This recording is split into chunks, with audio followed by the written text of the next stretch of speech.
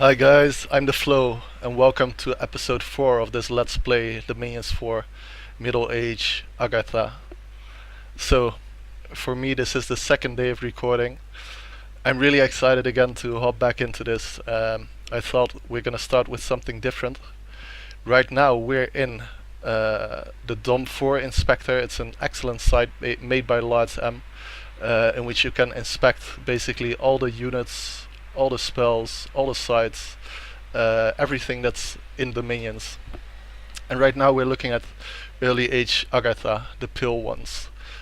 These are basically, this is our ancestor civilization, and we're looking at their national spells.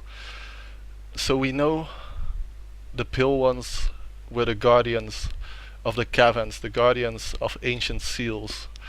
And we actually know they were invaded by their enemies, and they were so desperate that they were gonna break the seals. And this spell at Alteration 9 unleashed the imprisoned ones. I think this is what happened.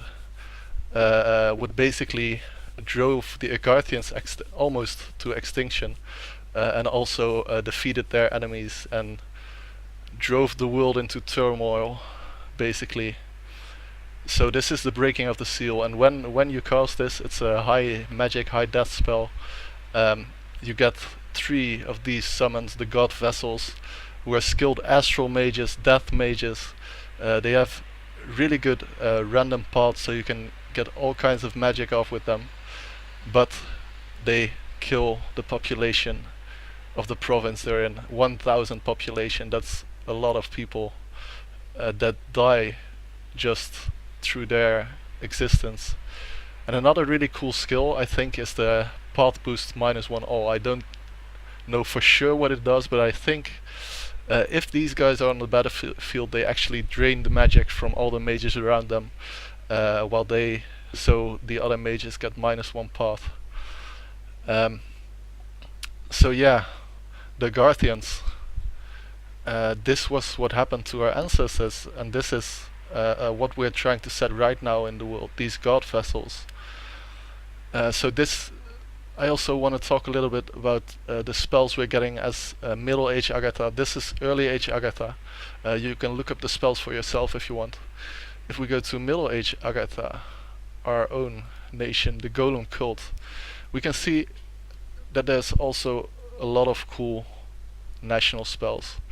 And especially some things that are here: attentive statues and living sentinels, the granite guards, the hall of statues.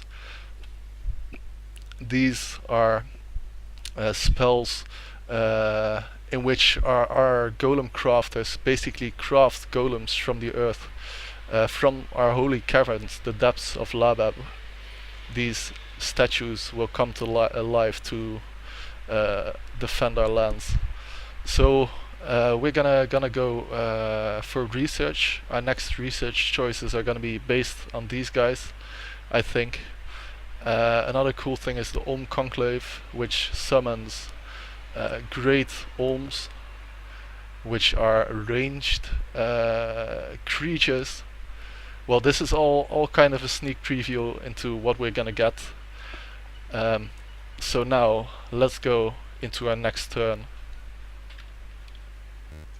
Alright guys, I resolved the next turn, so let's see what happened. The Kivik Highlands, this is our troglodyte expansion party with Anselm at the rudder. Okay, so what are we up against? Seems like some Deer Tribe fellows. Their arrows won't hurt our shard guards.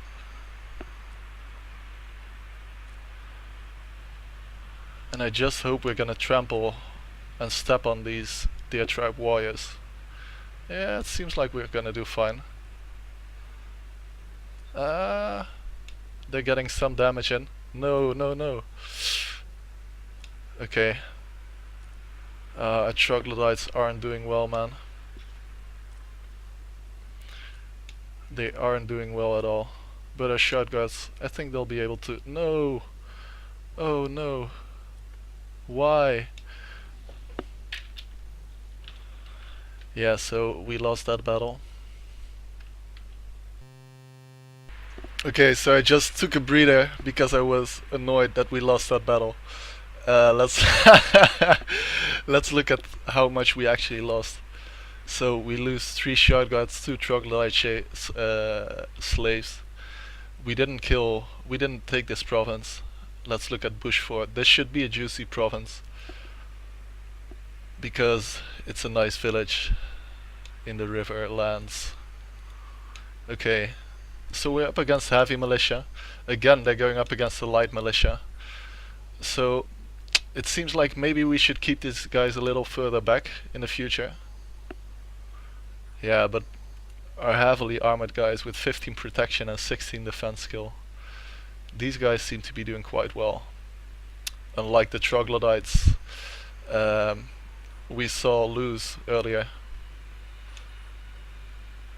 So our commander, Hawk, will survive. He took out a few as well. Well done, Hawk. And we take Bushford. An unexpected event in Bushford. +5 fire gems. And an unexpected event in Agartha. Okay, we have our Earth Readers here, so it should be good. Gold. Gold is always useful. I think, yeah, we have quite a nice treasury now.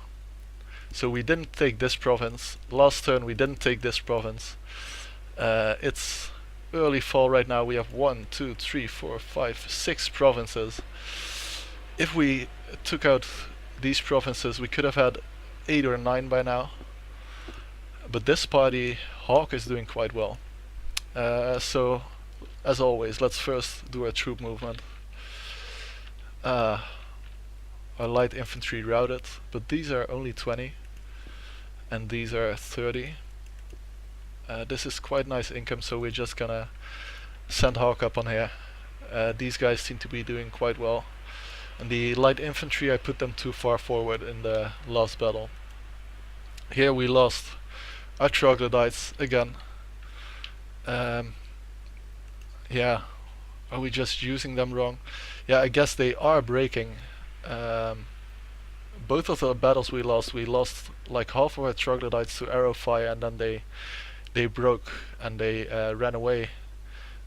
So maybe the taskmasters or the troglodytes trainers would be a good idea, but I want to keep recruiting these as well. So we have a lot of gold and not so many resources. So still I would like to go for the troglodytes because they're 50 gold and only 1 resource. Let's see what combination we can get up.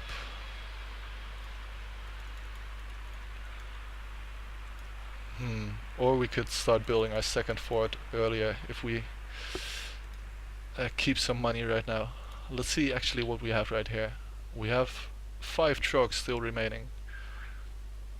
So this should be enough to go at them again. Okay, let's do that first. Okay, I'm gonna rename this guy Zonk, because he's a guy from Clockwork Hounds who I've been talking to, and I want to name my Earth Readers.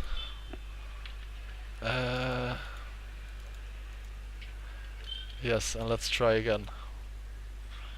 So I think they should be a little further forward.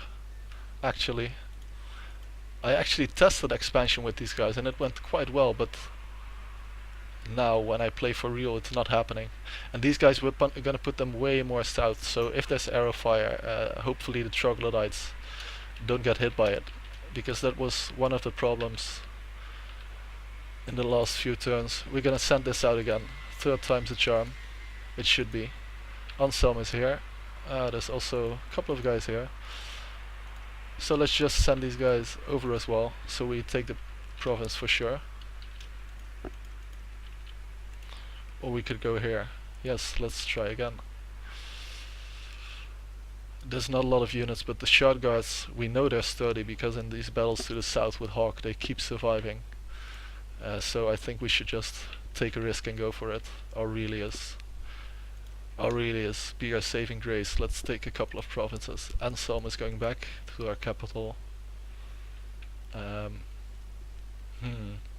We have 500 gold, 600 incoming next turn, maybe more. Let's see how expensive a fortress is. 800. So next turn we will be able to produce a fortress, and this seems like a good province. because we'll have the resources, and it's nicely situated to build a barrier over here. But okay, so I was just disabling my Discord sounds again. We're expanding. We're sending Anselm over here to build a fortress. I just hope Ashdod doesn't attack us. So we'll have to actually build a defensive army soonish. And we're getting these guys now. That's nice. So next turn we can get a couple more shard guards. Maybe get some more infantry actually right now. So these guys will take the brunt of the damage. These guys will do some damage. They're not that strong. We saw them die earlier. But we're gonna try it like this. We're gonna send our next army over here. And we're gonna press N. Still we don't see the Ashdod capital. That's weird. Because they have to be coming from somewhere. I guess maybe they got unlucky and one of their provinces got captured back by independence. So Marignan is over here, Ashdod is over here. I still want to know where their capital province might be. Okay, and just a few more script changes I suddenly thought about. We just have to put these guys further forward. They have 16 move. There's this really cool video by a nuclear monkey who does a tutorial about expanding with tramplers, with elephants in that case. I think elephants have around 12 movement and he puts them like 6 back. We have 16 movement, so we should be a little bit further back. 1, 2, 3, 4, 5, 6, 7, 8, 9, 10. I think we should be like this. And that would be the optimal positioning, and that's what we're actually gonna find out right now with our armies. Yes, so we have these two armies going here, we're recruiting. Next turn we're getting a fortress here if we have the money, and we should have. Bump up some province defense. We don't have any unused units.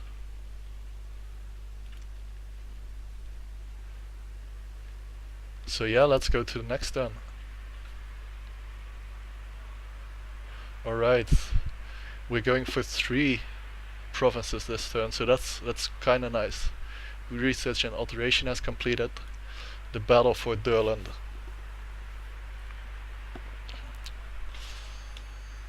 So we don't have any light infantry, we only have our heavy infantry and the shard guards, but our shard guards have regeneration. And they easily clear this province of Indies. Nobody died. And Lightport. This is our smallest army with only 2 troglodytes, so they only win if they get good hits.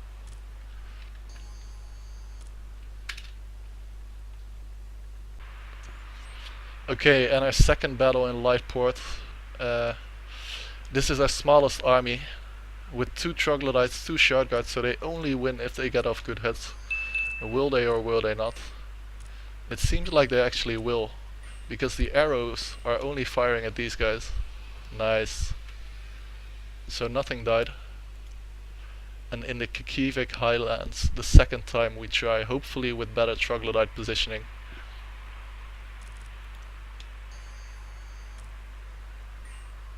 Alright, so again only archers, and this time our troglodytes don't get hit by the archers. So now the expansion is working. That's what we wanted. Genumia. Tax minus 50%. But it's only for one turn, I think. So we took 2 provinces. Now we're looking good. We have 1200 hard cash. We found Ashdod. And I think this is going to be a really nice place to expand to. We can seal off this area. And hopefully, yeah, we'll have to fight Ashdod for provinces, I think, which is gonna be hard, like I said. So let's build a fortress. Here we didn't lose anything, so we can keep expanding. Here we didn't lose anything either. But now it's full and the passes have closed. Well, that's kind of sad. We can at least send Aurelius over here. These guys didn't lose anybody, so they're also just gonna keep expanding. Here we have 110 enemies. And this is a throne province. Throne provinces most of the time have some kind of special wizards over there. So what we're actually gonna do, I think, is send one Albrecht in. He's gonna scout out what's happening over there with his orders on retreat. And he can see if we are actually powerful enough to take this deep cave province. Or it's a mountain province. And then I guess Zonk, I think he could be useful over there. We cannot cross this river right now. Yeah, let's look at recruitment first before we... Alright, so I set up my recruitment. We're gonna go for some shard guards, some light infantry, and an oracle of the ancients. Or actually go for a golem crafter. Yes, now our resources look better. Look at this, we can almost spend everything. And this golem crafter will maybe soon start working on the statues we can craft from the depths of Lebab, which is a pretty funny name actually. Yes, our research. We have alteration 1, we're gonna wanna go alteration 2 for the earth meld. So let's keep it at that. The only thing we have to do is move Zonk around, and let's just move him back. Maybe we can get some armies combined over here. We're building a fortress here. If you build a fortress, it's always nice to get some province defense up. Taking this province, taking this province. Yes, so that's it.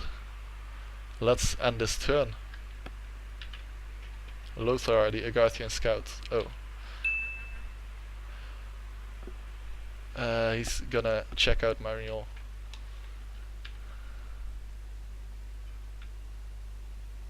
So 3 more battles. A battle in Abbey.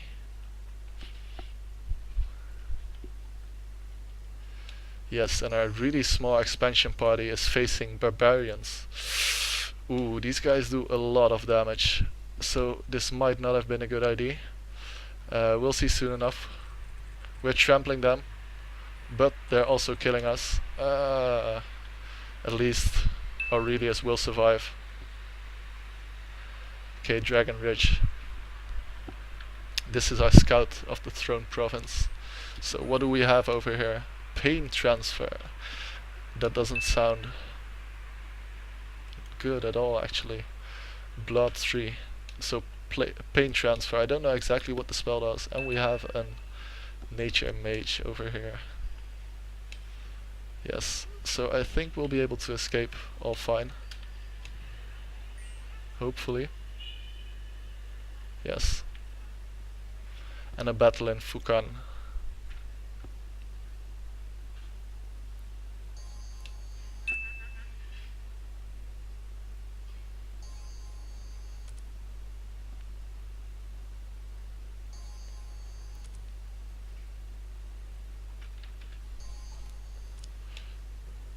Alright, this should be easily doable, and we're routing the militia. We're routing all of them.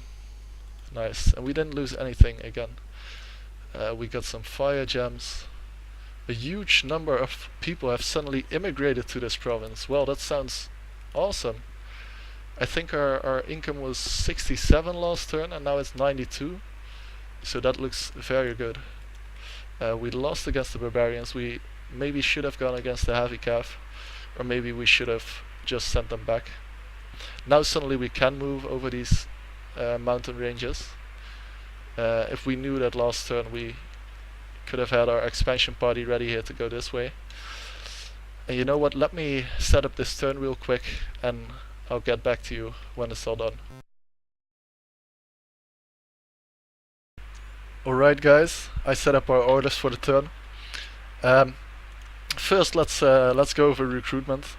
Finally, we have the money to recruit an Oracle of the Ancients, our best capital-only mage. He's got 3 Earths, so he's can go outside searching soon. Then we've got a regular set of human units. We're switching off of the troglodytes because I think the expansion phase with what we have is already going to be over soon. And yeah, I really fear for the giants, and I think we should prepare in case they will attack us. So the armies we have are moving over here, so next turn they can go either there or over there. Yeah, and we're still building our fortress here, so I pumped up the province defense. I hope we're not going to be attacked by the giants. And finally, I've renamed 2 of our guys.